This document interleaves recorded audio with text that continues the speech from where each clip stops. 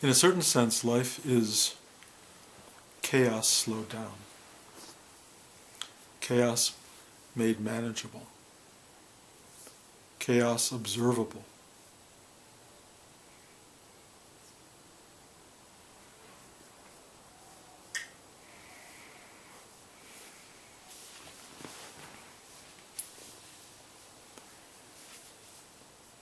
It's just stuff happening. And yet, we are extraordinarily identified with it happening. We are very caught in its thrall. And in a sense, we're trying to put a stop to the chaos, to find balance and harmony and predictability and comfort, understanding. And yet it keeps being kind of pulled away. You're living a very predictable life, and then, the unexpected happens. And all of your security, all of your harmony disappears, and you are back in chaos. And it's funny how quickly we reestablish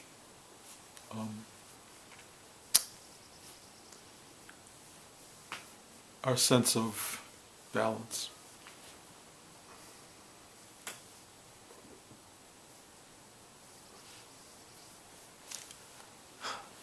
To use your comment, I was saying that my tripod was broken this week by my grandchildren, and so the camera that's now filming this is just balancing on nothing. And it was said, aren't we all?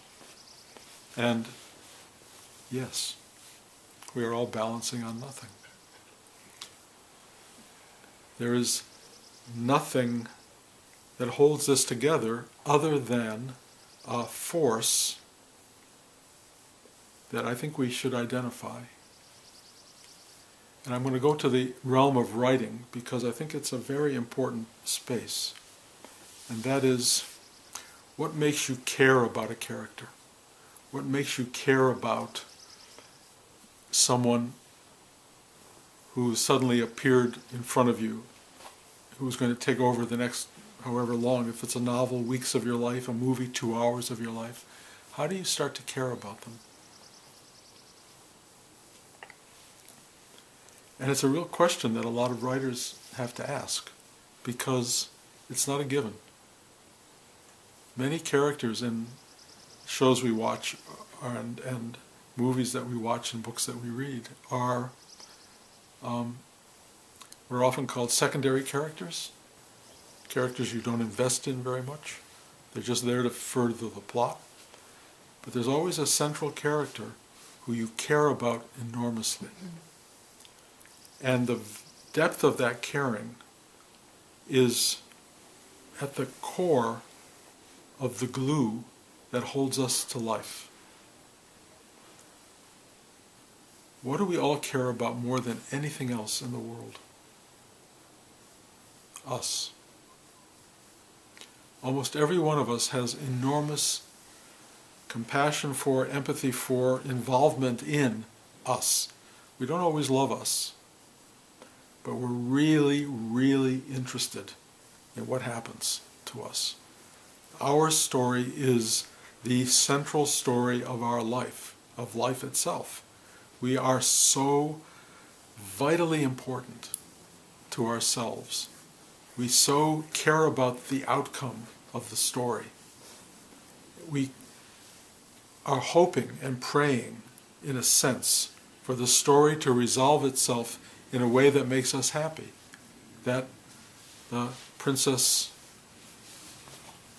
or the peasant girl meets the prince. That the princess lives happily ever after. That the good guy wins in the end. There are all these stratagems that we all have that are so vitally important to us in terms of our own story, and yet so often our own story betrays those possibilities. So often we don't appear to be the good guy in the story, the best person, the person whose outcome we are able to achieve. We often plan it to go this way and it goes that way. Or we feel deeply frustrated by the story device of our life. You were supposed to be the hero and suddenly you're not the hero. Suddenly you're just another supporting character in a very big drama. And it's very hard for many people to find themselves so deeply interested and invested in a character that's not achieving the story value that you had hoped that it would achieve. There's a lot of struggle in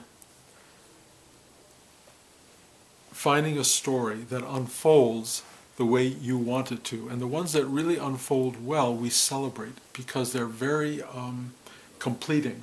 We come to the end of a story and we go, that was great. That was a great read. That was a great story. Everything we kind of wanted to happen, happened. And it doesn't happen all the time. A lot of the time, the stories that we watch are very formulaic. In other words, we are kind of led to care about a character through a lot of stupid devices. You know, they hug their daughter, they love the cat or something, and we go, oh, I like that person. And you're kind of into the story with that person. And then they have a terrible thing that comes to disturb their equilibrium somewhere around, usually we call it page 19. Something happens. And on page 19, you go, oh my God, their world is falling apart. And now you're really invested because now they have to get it back together. And then you watch all what we call obstacle and obstruction that comes up in a human life, all through the middle to the end of Act 1, all of Act 2, and most of Act 3. And it gets worse and worse and worse. And then something always comes into the picture which we call a time clock. And a time clock is, it could be the end of your life, it could be any number of things, but if it doesn't happen by this time, disaster is going to occur. And so you have this remarkable sense of urgency that starts to take over a story. And there you are rooting for and caring for this person so much. And what's coming up in their life, what's coming up in the lives of the people around you and in your own life is chaos. Chaos inserting itself into the perfect harmony and balance of your existence. And you're looking at this chaos and you're going, how can my character survive it? Because if this character can survive it, I will survive it. I will live beyond chaos. I will control chaos. I will mold it into harmony, balance, and the joy of being. And yet, again, to refer to this idea, we're balancing on nothing. What are we standing on? Things keep happening. Things keep happening. Every time you think you have it, every time you think your character has it, and this is a great storytelling, you give your character, I've got it. And it's always in the second act, you have this moment where you think, they're going to be okay, and then it breaks up again. It just completely breaks up again, and you're thrown right back into, oh my God, only it's worse than before. And now you have this enormous need to drive to the end, and then you don't know what to do. Everything goes out of whack. And and Luke Skywalker, I use this example a lot, is trying to go into the Death Star, and the computers aren't working, and nothing is working, and he hears the voice says, trust the Force, Luke. Trust the Force. And everything goes, whoa. And there's stillness. And there's a kind of undercurrent, a kind of simplified knowing, something that really tells you it's okay. Underneath the story, something is okay. And Luke takes off his helmet and gets rid of the computer, and he just follows this deep, quiet inner voice, and he goes right to the core of this enormous, dark, deep, evil thing, and he drops this bomb at the exact right moment, flies away, and the deep evil thing falls away, and chaos is demolished, and we are back in total harmony, and everybody gets awards, and they celebrate, and the music is triumphant, and you feel so great. End of story. Isn't this wonderful? Except for the fact, if you follow the later episodes of what happens in Star Wars, it all blows up again. It all starts all over again. It never stops. Chaos never stops. The idea of getting out of chaos is impossible. The idea of getting to absolute balance is impossible. What is possible is the discovery in the same place that Luke went to in the middle of the drama, the middle of the worst part of the drama. He found a center that was everywhere. The center of knowing what to do. The center of hearing the voice of that which guides you through the chaos. The center of finding something so foundational and central and so elemental in your being that suddenly you are balancing on nothing. And that balancing on nothing is a shocking, joyful, transformational moment, because you understand that the chaos is part of you and it. The chaos is just stuff happening and you reacting to it. But what happens when we remove you from the equation? When we take you out of the story for a moment, what happens is there's just stuff. There's stuff. But there's no one reacting to it. And so what seems to be oppositional and difficult when you're in the picture is no longer difficult or oppositional. It just is. It just is. And there appears to be movement, but to whom does that movement occur? There are little remnants of you that are still watching movement. Take that out of the equation, and if there is movement, there's no one observing it. It's just what it is. It's, if you will, chaos. But it's chaos in a sense, happening on its own terms, in its own way.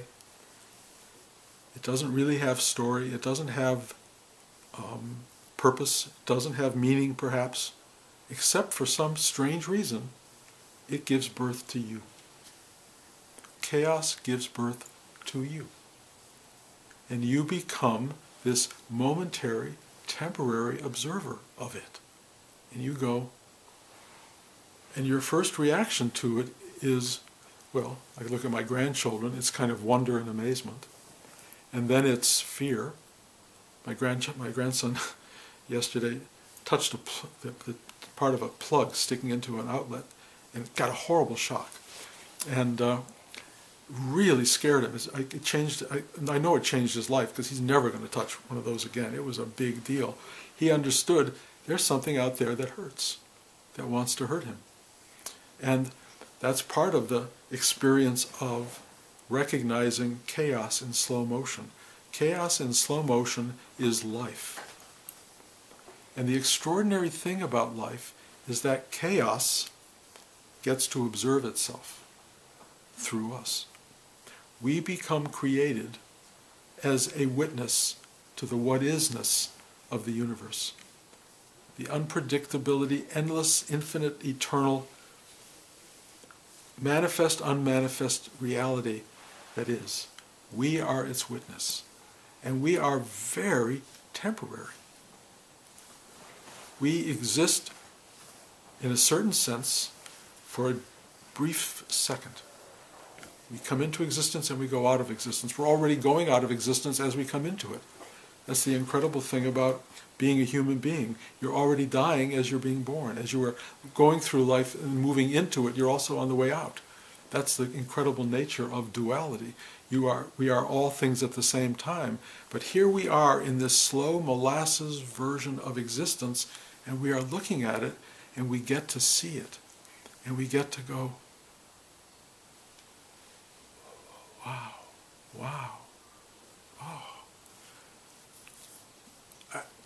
I look at my grandson and he looks at me, and we both go together. It was like he goes, I miss you, I miss you. He does it all the time. It just blows me away. And I go, I miss you too. And we just haven't seen each other since his nap, you know.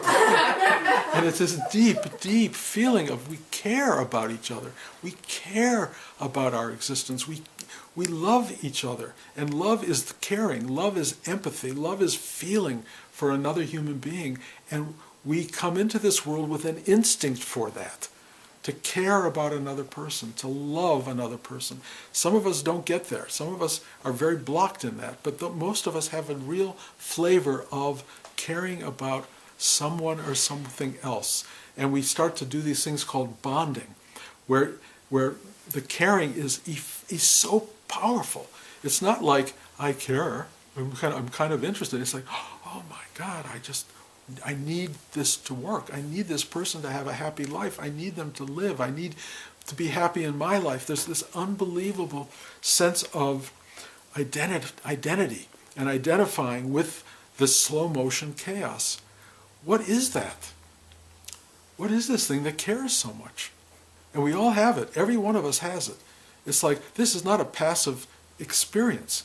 We are so invested in it. We're so caught in it. We're so driven by it. This glue, this incredible glue that loves and fascinated by and lives for knowledge and wisdom and insight and connection and the experience of being.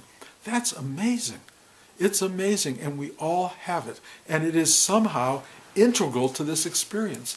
The chaos in knowing itself through us is hungry for our attachment to it, hungry for our investment in it, hungry for our living it and being in it and touching every fabric of it. It wants all of that. Why? Why does it want all that? Because it's finding itself. It's figuring itself out. It's being itself. It's experiencing and knowing what it is. Chaos knows itself through us. We are the knower. We are the liver. We are the experiencer of being. And being in a realm of duality, of chaos, there is love and hate. There's warm or hot and cold, and everything in between. There are all of these sensations that exist in infinite chaos. And when we come in and touch those poles of possibility, we experience the universe in its delicate and refined aspect and in its broad, gross, horrible aspect. It's all there. It's all there, and we are the livers of it, the beings in it. We are that which is. And we are both the most essential thing ever, because that's what we feel, and we're also wildly unimportant, insignificant. We are so temporary. We are so that. And how do you combine loving yourself so deeply and knowing that you are insignificant to the whole process, and yet this whole process would not exist without you?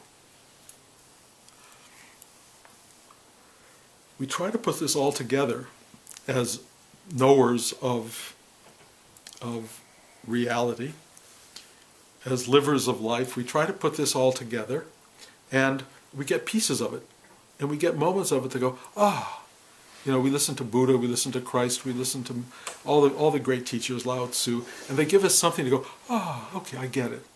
You don't really get it. Of course you don't get it, because what does it mean to get it? You just found another moment of balance on nothing. You found another moment of stability. But that's going to get swept away, probably. But what you get in this extraordinary journey that we're on is a ride toward awakening and a ride toward enlightenment, where you suddenly go, not only am I insignificant, I don't exist.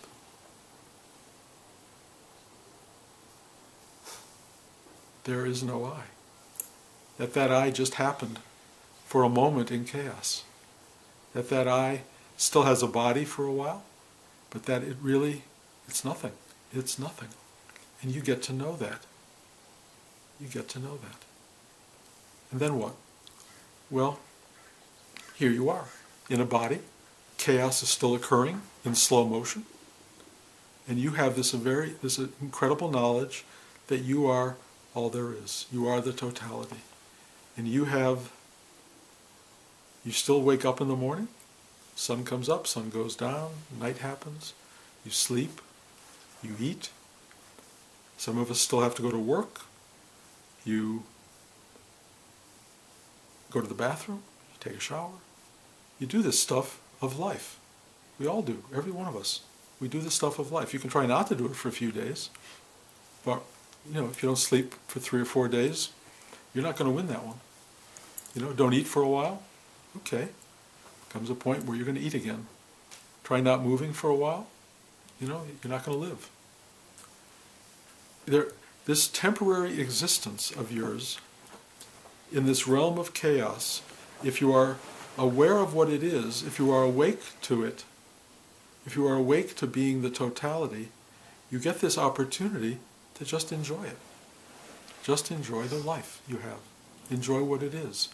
Enjoy waking up in the morning. Enjoy the shower. Enjoy eating. Enjoy going to the bathroom. Enjoy being with friends. Enjoy watching mindless television. Enjoy whatever it is you have. You have that option. Because if your life is nothing, if it doesn't exist really, if it's impermanent, if it's insignificant, fill it with what you want. And so then we look at people, or you look at yourself, and look at what you're filling it with. You're filling it with stories that are boring to you, unsettling to you, unnecessary, and you've bought into them. And so instead of enjoying this impermanence, instead of enjoying your insignificance, you're suffering it.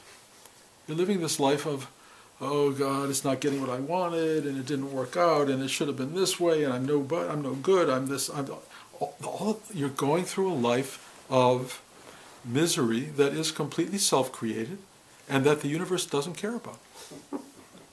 Go for it. That's your ride. You choose that ride, it's yours. You can have it. You can change it. You can change it if you want to. The problem is how disempowered we are from our capacity to change our story. We are so identified with the character, we're so identified with the drama, we're so identified with the obstructions that we don't see how we can possibly get to another story. And it's hard. It's hard. If you could just turn it like that, if you could do that, well, that would be really terrific. But I don't know anybody who's able to do that. Changing the story is really hard. It means, let's go through it. It means you got to go to the gym. You got to work out. You got to practice meditation. You've got to get silent inside. You've got to be able to look deeper than the story. You've got to be able to free yourself of your fear of obstruction. You've got to be able to transform yourself into the thing you want to be. In other words, you can't just change the story in your head. You have to change your life. Change what you are. And how do you do that? What's the mechanism? Do you have a mechanism for changing who you are? Most people, somewhat, a little bit.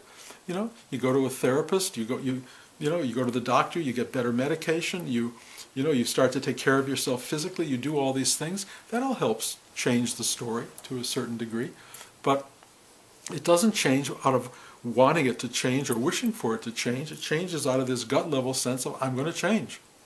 And you make a new life for yourself. You build a new structure in the incredible slow motion chaos of your existence. Why do you do it?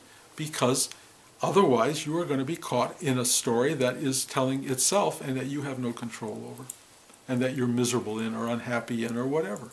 Look, if you have a good story and it's working, then you don't have to listen to what I'm saying.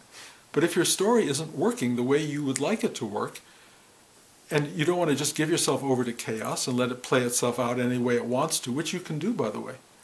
I mean, honestly, one of the greatest ways of creating an awakening for yourself is just go, okay, I'll take it as it comes. And just do that. But we're so programmed biologically that when the stuff comes that we don't like, it's not easy. Suddenly, you got your leg blown off in it when somebody was doing a marathon race in Boston.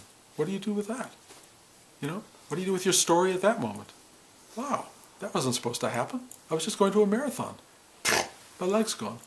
I mean, things happen like that. They happen to people. And so if you're just saying, okay, I accept what is, that's great. There are people, you could actually see some of them on television going, well, my leg got blown off. Here I am. I'm walking on a prosthetic and I'm doing okay. And you get a sense that they have adapted to the story in a way that's so profound and powerful. You go, that's a way to live. And it is. It is a way to live. But for most people, it's woe is me. Oh my God, I've lost everything. I have to walk again. I don't have the energy. What am I going to do? The whole sob story that we tell ourselves, to correct that is a process. And what's the process of it? You've got to start the dynamic inside of changing the story for yourself, of reacting to your story and redeveloping your story physically. Meaning, like I said, go to the gym, eat differently, live your life in a different way. You have to change the outer in order to start to correspond with the story you want now to tell.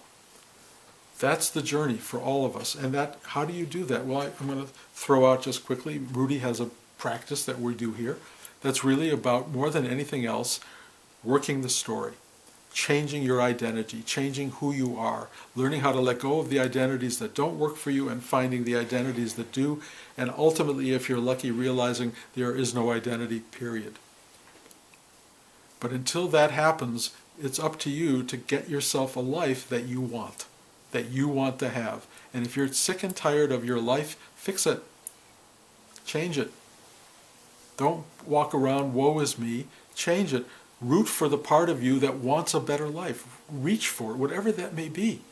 And if you have no clue of what it will be, well, there you are. Sit there and wallow. Because maybe that's really what you want. Wallowing is a choice many people make. And, here is chaos in slow motion. We call it life.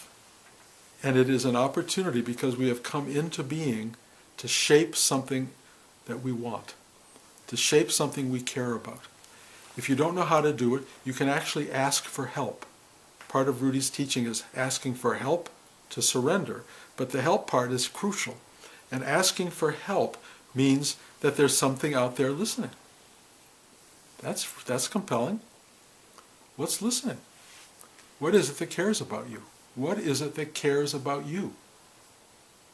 Well, let's start off with you. You care about you a lot. But there's something deeper that cares about you. Something really profoundly deep that cares about you. So if you ask for help, you will suddenly discover the thing that cares. It's somehow embedded in the chaos. It's somehow even at the core of the chaos and maybe precedes the chaos. And it's a quiet inner voice that desperately, fully, compassionately cares about you. And it will guide you and it will help you. If you ask for help, it will show up. And it will do something beyond that. It will begin to move time and space, which is laborious. But it will begin to move time and space to bring you what you want and need. It will do that for you. But you have to know what you want and need. You have to ask for help for it. And then watch life correspond and bring you what you are hungry for. It will do it.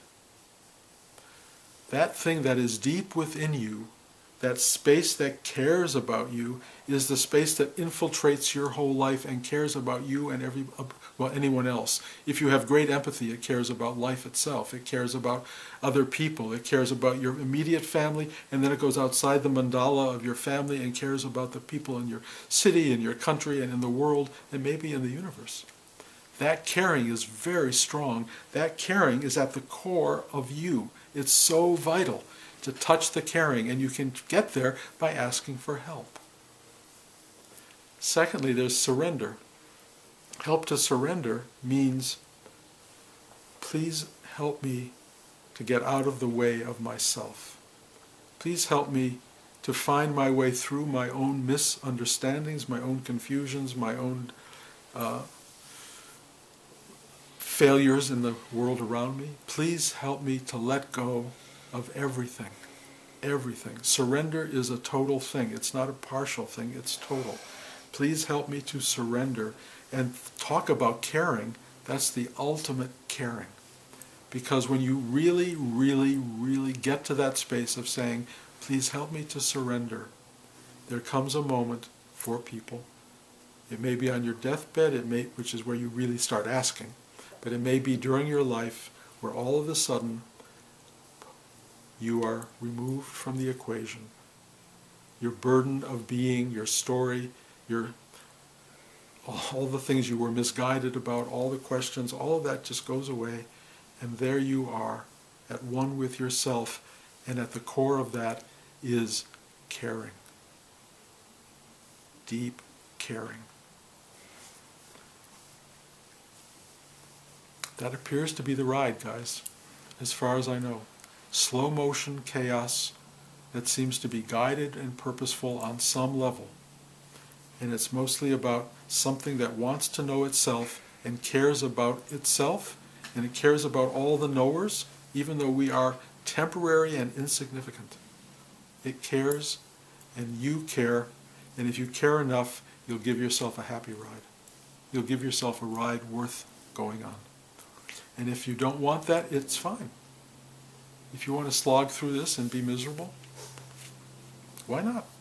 You know, it's a version of the ride. I mean, I know people, I won't name them, who are victimized by everything.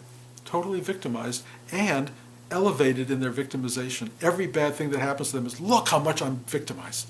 Like, I'm the most victimized person ever. They're so proud of it. They're so proud of it. You can live that.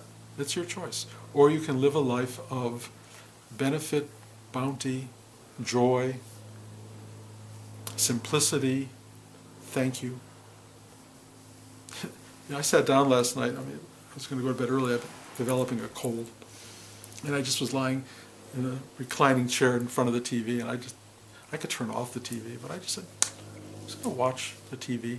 And I switched channels, and I found half of a movie that I hadn't seen in years called Bull Durham, which is an amazingly well-written film, and I just sat there and gloried in this guy. Ron Shelton is the writer, and what a great job he did in telling that story. It's so good.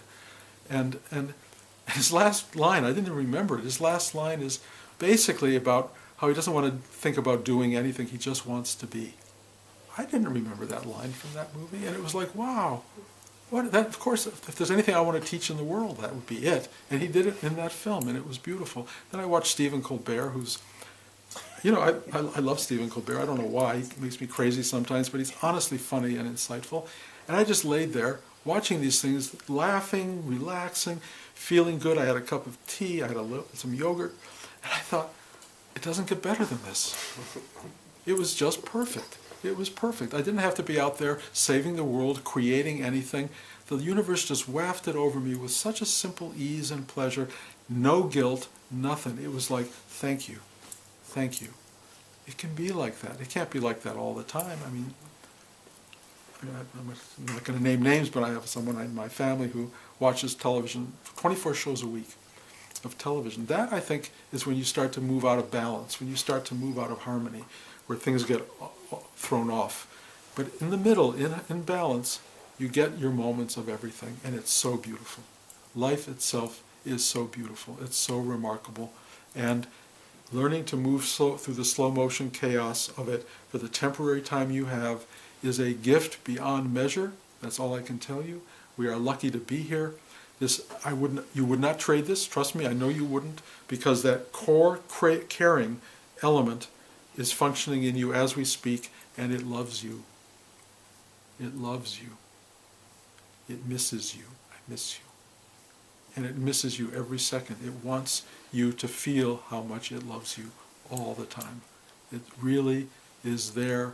It is the why of all of this. If there's an answer, that's the why. Because it misses you, and it cares about you, and it loves you. That's slow motion chaos. Any questions? And does it create a lot of suffering for you to find it? Yes. I mean, unfortunately, suffering is one of the Four Noble Truths. Life is suffering. It's suffering because it's both being torn apart at the same time as it's coming into being. And you're losing everything you're going to get. And the you that identifies with having and keeping and staying imbalance and possessing is not going to last. And that's the source of suffering. But when you suffer really deeply, it brings you into a kind of existential awareness. And that awareness ultimately is, I love you. It doesn't feel like it at the time. It doesn't No. feel loving.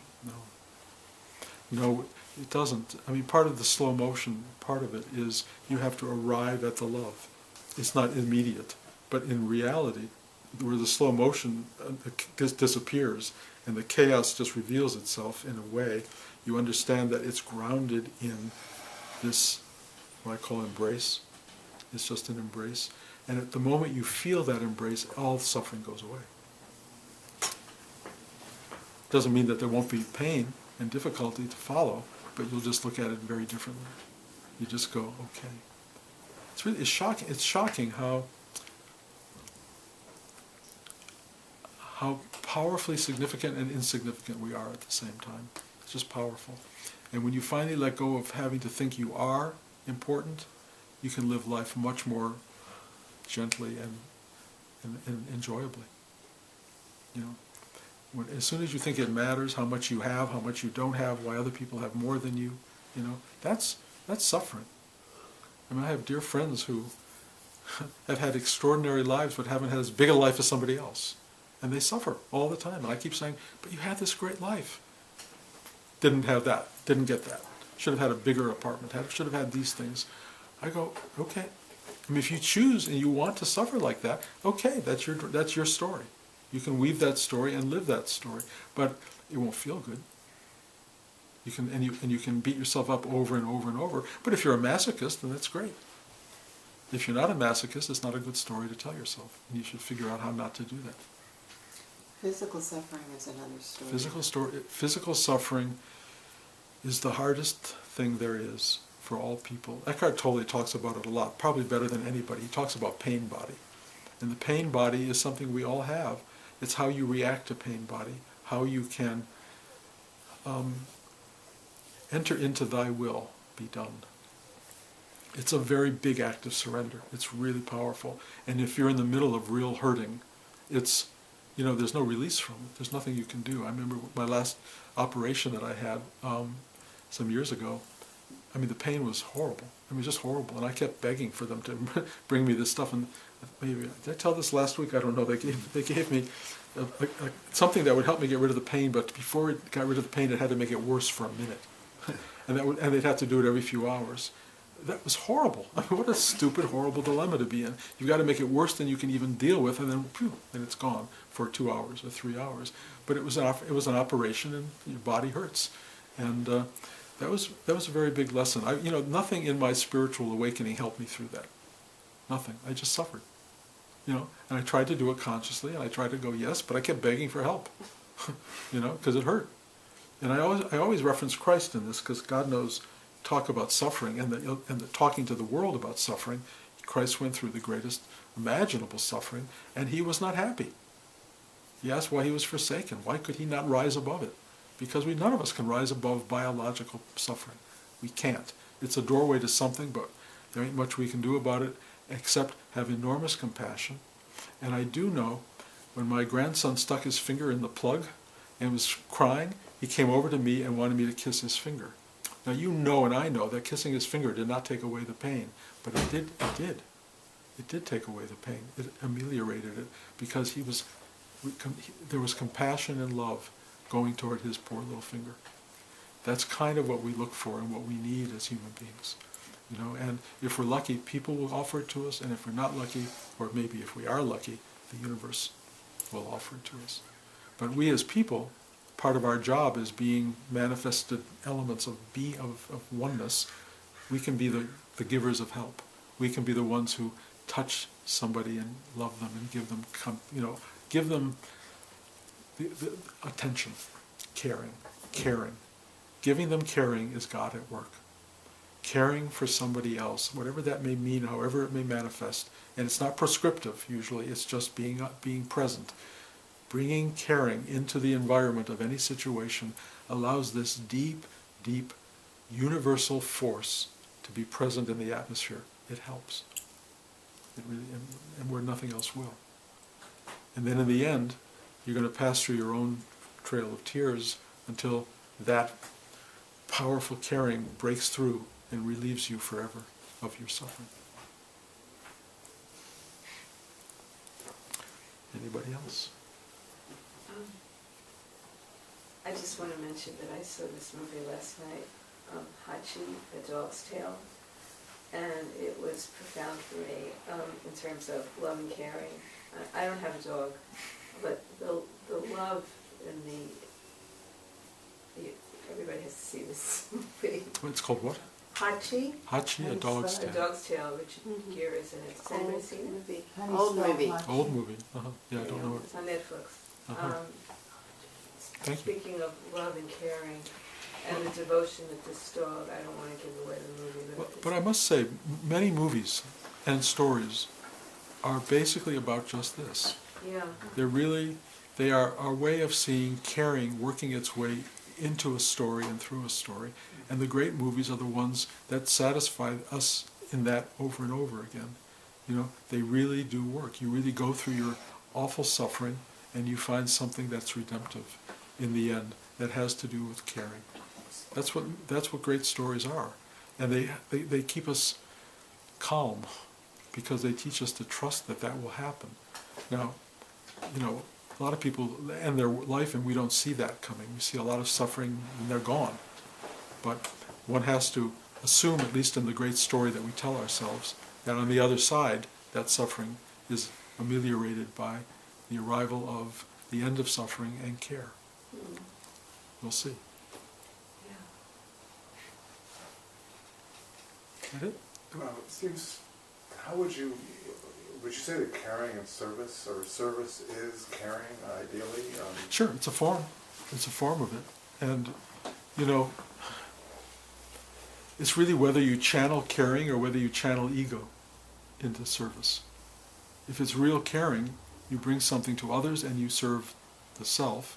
If it's ego saying, oh boy, I'm of service, you know, then you're just building more identity and more stuff to make you feel good about this particular person. It's not bad. I mean, it's better to do that than not to be of service.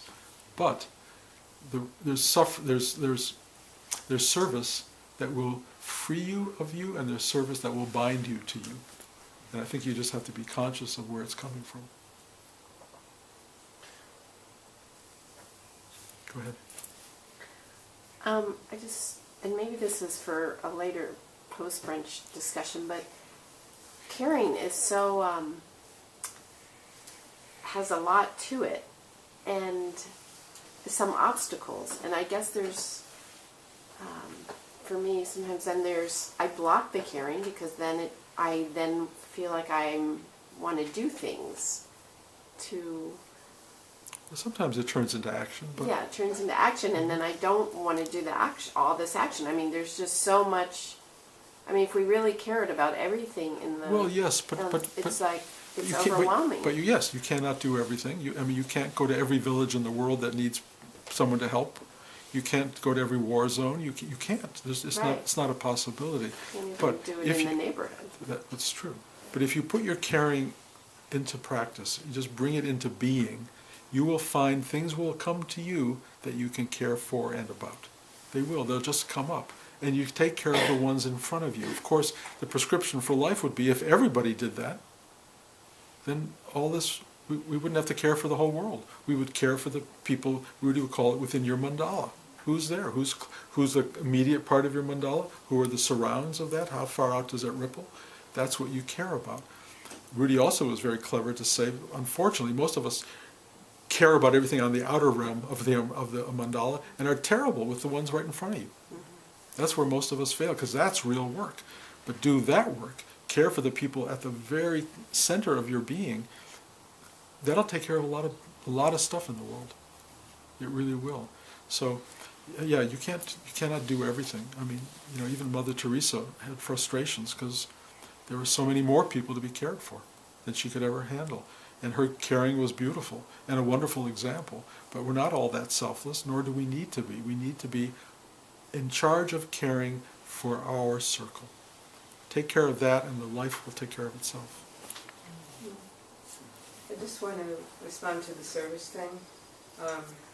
caring, because I'm in service profession, and caring, and when you give to somebody who doesn't receive what you're giving, can get draining, and just to come from a compassionate heart and give what you give, and sometimes it's not received, and even if it is received, sometimes there's so much more that a person needs that you can give, and just to be compassionate with yourself and the other, and knowing that you did the best you can, and just that you showed up.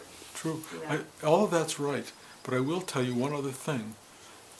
Caring from the greatest depth of your being does not deplete you. Yeah, Ever. yeah, that's true. It is. Yeah. It refreshes itself endlessly. Yeah, yeah. And you do not have to ever worry about being depleted. The depletion happens when you think it comes from you, because that will wipe you out. Yeah. But when you realize it has nothing to do with you, you are just a person that shows up and is present. Caring will emerge from that, and the more that goes out, the more full you'll become. Remarkably. Yeah, yeah. Okay. Okay. Oh, yeah. If you don't mind, sometimes I think I'm caring, people get pissed off. So I'm not really caring correctly then, I don't think. Probably true. If you're pissing people off, usually that I describe it as prescriptive caring. Here's what we can do for you. Here's what you should do. I care, so you should do what I tell you to do, and you'll be okay. That is not caring, really. I mean, it may come from a place of caring, but what it turns into is sort of you and them, a duality. Real caring is not duality. It's almost you tapping into that universal force and releasing it within them, and it rises up in both of you, and you both become enriched by it. Real caring is not prescriptive. It's the hand on the shoulder. It's the listening. It's being present with somebody. That's real caring. Trying to tell them what to do only creates problems. Unless you're a doctor, and a lot of doctors don't care. They just give you prescriptions. And they would be better doctors if they cared, honestly. But caring is a state of being. Like I'm saying, it's the core love within us that loves what and who we are. Okay. Thank you, guys. No class for the next 2 weeks. We'll be in Big India next week and LA the week after that. And then we're here for a little bit, and we'll go from there. Okay. Thank you.